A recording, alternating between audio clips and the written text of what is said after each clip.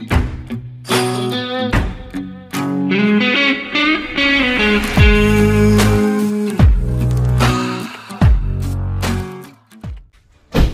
ladies and gentlemen, boys and girls. Today we're starting the very first build episode here on that 80 series Landcruiser, where we're going to be putting an Isuzu 4Jj1 motor in this thing and going to be boosting it up to some pretty big power numbers.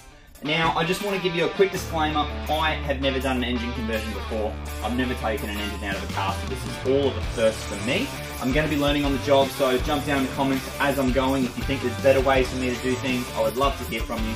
It's all going to be a learning experience for me and hopefully for you while I show you how to put this 4Jj1 Isuzu motor into your 80 series Landcruisers. Right, there's a few things that I need to take into consideration when doing this. One, what you can't see on the back side of this shed here is a big slope out to the road. So look, I've only got this much workable area to remove this engine, so that's number one.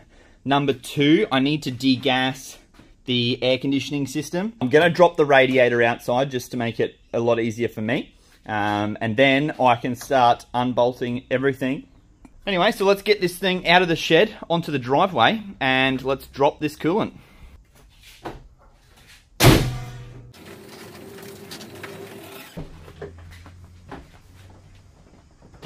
This will be the last time I start this car as a 4.2 manual 80 series.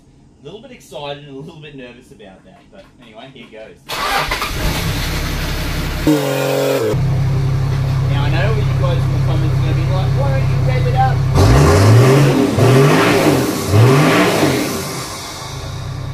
There you go. Right, we've got the big bus back in the shed now. What I'm going to do is just going to get stuck into it for a couple of hours and I'll come back to you with an update on where I get up to. A few moments later. Alright, slow and steady, I am making progress. I'm going to spin you around so you can see where I'm up to here. Been going a couple of hours.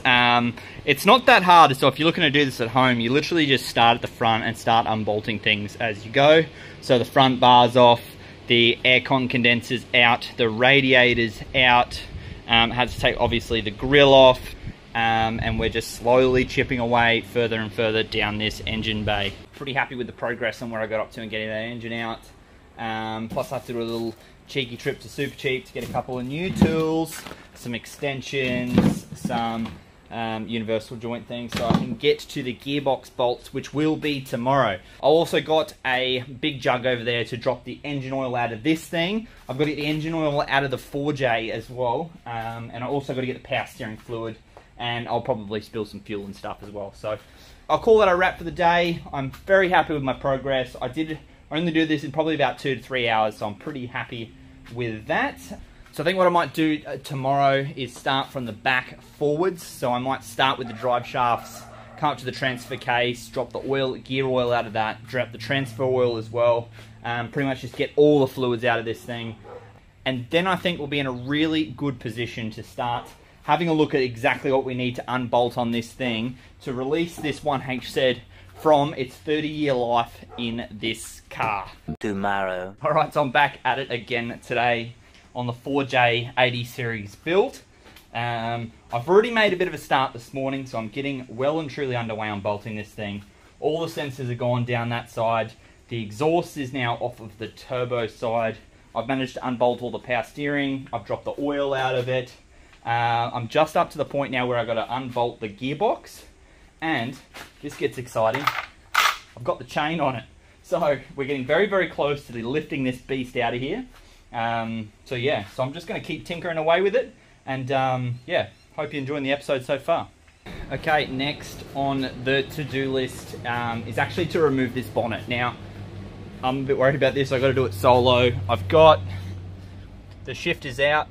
Remove the carpet, and I found, look at this, this is the genuine brown carpet out of the 80 series. It actually is in pretty good condition, so we might even use that when this all gets put back together, but we'll see on that one. But yeah, shift is all done, that's all finished. Yeah, as I said, next step is now to remove the bonnet. I've pulled the camera out because I'm either going to bin this and drop it on the ground, or I'm going to absolutely nail it. So it's going to be one of the two. So it's big, it's heavy, not really sure how I'm going to do this without scratching it. But if I bin it, I get to do a full VDJ bonnet scoop. How about that? So look, let's give this a crack. Let's see how we go. Wow, okay, this is Yeah, much heavier than what I thought.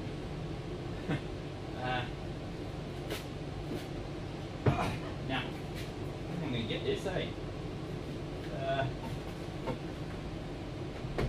Oh, okay. Well, that's something. Oh, I think I got it. Now I've got to get down. Okay, let's do it. We did it. Bonnet's off. Alright, that's a big step in the build. Alright, how much better is it now that I can see into the engine bay? That's just so much better. Stoked I didn't bin it, nearly, but I didn't bin it. So, yeah, so I'll just keep unbolting things. I think I've got the gearbox to go, and then the cross member, and then we can start lifting this thing out. That's starting to get really exciting. So, yeah, I'll come back to you when I get to that stage. Alright, g'day guys, update for you. It's the next day now, and I've got the crane out. So today's exciting. This thing actually might come out today. I've only been working on it for about, I'm going to say about 10 hours. So, very happy with the progress thus far. I've got the crane on, purely for the reason why I want to be able to tilt it up a little bit so I can get to the top of the gearbox bolts. So I'll take you underneath and see what I've done under here. Alright, I'll show you what I've done. Is I've put my trolley jack just on some planks because it's a nice flat base on it, so it's pretty safe. And then what I've done is just put a bit of timber on top to support the center of the gearbox. I've just put these stands here just as a absolute safety in case this whole thing bins it. But you can see it's already dropped down a little bit now. The gearbox has started to tilt, which is exciting, which is exactly what I want. What I'm going to do is actually just crank the crane up, and let's see what happens here. So we should be able to get some movement.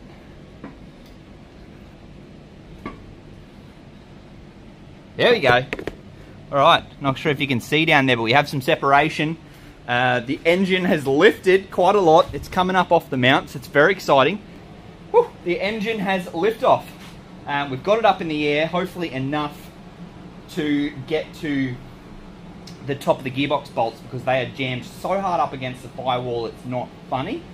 What I'm going to do is lift it up just a smidge more, slide it forward, and then hopefully I can just let it down just enough so I can get to the top of those bolts. So I'm going to keep the camera rolling and just in case this thing absolutely goes haywire. But yeah, let's see what happens when I crank this thing up.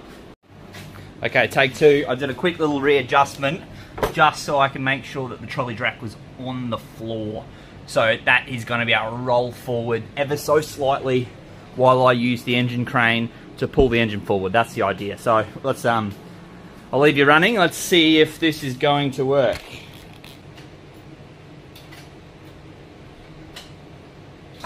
Oh, we have full lift off. Yes. Right, things you've got to do. Engine conversions. Gotcha. Alright, coming around this side. So I'm just trying to jam a big screwdriver between the block and the gearbox.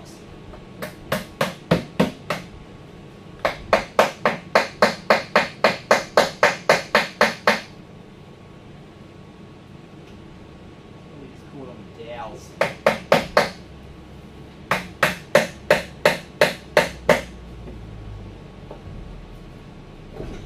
There we go. I think she disconnected. We have disconnection. Yes.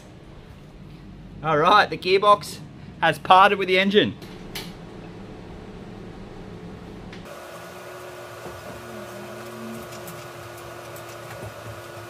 All right, guys, thank you very much for watching this far in the episode. Very cool to see the engine bay completely empty. I'm absolutely stoked. It only took me about 2.5, 3 days, not full days either, just to get this done. So it is relatively easy. So don't let people tell you otherwise. You literally just start unbolting things until the engine comes out. It's actually not that hard.